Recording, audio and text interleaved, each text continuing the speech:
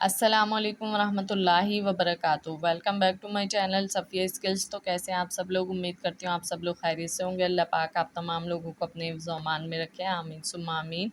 तो आज आप लोगों के लिए एक यूनिक सी रेसिपी लेकर हाजिर हुई हूँ, जिसको आप अपने हस्बैंड्स को टिफ़िन में डालकर दे सकते हैं, बच्चों को स्कूल के लिए लंच बॉक्स में डालकर दे सकते हैं, और अगर आपके घर में कोई मेहमान आ जाए तो उसको बनाकर खिला सकते हैं, और शाम में चाय के साथ ख़ुद भी बनाकर खा सकते हैं। रेसिपी बहुत अच्छी बनने वाली है, इसलिए रेसिपी को एंड तक क्लास में देखिएगा, एक भी पार्ट मिस मत करिएगा।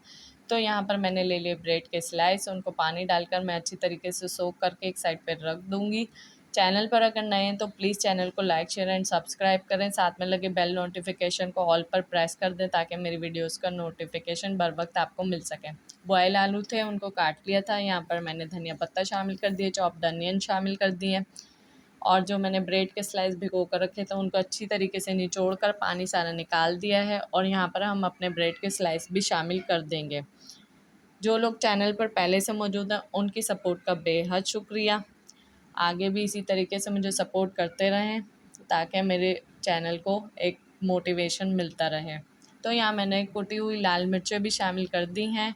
आप यहाँ पर अपने हिसाब से शामिल कर सकते हैं। मैंने 1 टेबल स्पून ली थी, हाफ़ टेबल स्पून मैंने यहाँ पर ज़ीरा शामिल कर दिया है।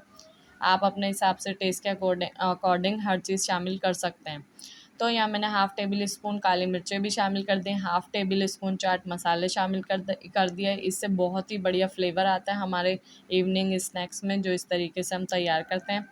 यहाँ मैंने एक छोटा सा टीस्पून कह लेंगे तो ये नमक का शामिल कर दिया, आप अपने हस्बे ज़ायका शामिल कर सकते हैं। यहाँ 2 टेबल स्पून मैं कॉर्नफ्लोर शामिल कर दूँगी, और 2 टेबल स्पून बड़े वाले भर कर हम मैदे के शामिल कर देंगे। तो ये बहुत ही क्रिस्पी से बनकर तैयार होने वाले हैं। एक बार आप बना लेंगे ना तो बार बार बनाने पर मजबूर हो जाएंगे। बच्चों के तो बहुत ही ये फेवरेट बन जाएंगे। आप एक बार ट्राई ज़रूर करिएगा। इन सबको मैंने आटे की तरह गूँध लिया है, और हाथों पर तेल लगा के कटलेट्स की शक्ल दे लेंगे इसको। तो आप देख सकते हैं यहाँ मैंने तमाम कटलेट्स तैयार कर लिए हैं। अब हम तवे पर ऑयल गरम करेंगे और 1 बाय 1 इनको शामिल करके गोल्डन ब्राउन होने तक, क्रिस्पी ब्राउन होने तक मीडियम लो आंच पर फ्राई कर लेंगे। हमें इसे तेज़ आंच पे फ्राई नहीं करना है, मीडियम आंच पे फ्राई करेंगे ताकि इसका एक बहुत ही शानदार सा कलर आ जाएगा, और बहुत ही क्रिस्पी से ये अंदर तक पककर तैयार होंगे। तो हमारे शानदार से स्नैक तैयार हो चुके हैं। Keep watching Safiya skills. मिलते हैं नेक्स्ट वीडियो में। अल्लाह हाफिज़। अल्लाह ने के बाद दुआओं में याद रखिएगा, अपना बहुत सारा ख्याल रखिएगा, और मेरे चैनल को सपोर्ट करते रहिए।